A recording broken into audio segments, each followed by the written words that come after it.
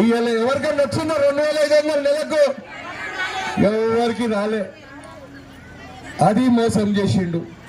ఇక కళ్యాణ లక్ష్మికి తులం బంగారం ఇస్తా ఉన్నారు మన ఆడబిడ్డలకు. ఎవరికన్నా వచ్చిందా బంగారం? ఎందుకు మార్కెట్లో బంగారం దొరుకుతలేదా? మార్కెట్లో బంగారం అయిపోయిందా? అసలు కళ్యాణ లక్ష్మి చెక్కులు వచ్చినాయి 5 నెలల నుంచి. ఒక్కరికన్నా వచ్చింది? ఒక్క ఆడబిడ్డ కన్నా? మరి మన ప్రభుత్వం ఉన్నప్పుడు ఎట్లుండే, కేసీఆర్ ఉన్నప్పుడు ఎట్లుండే?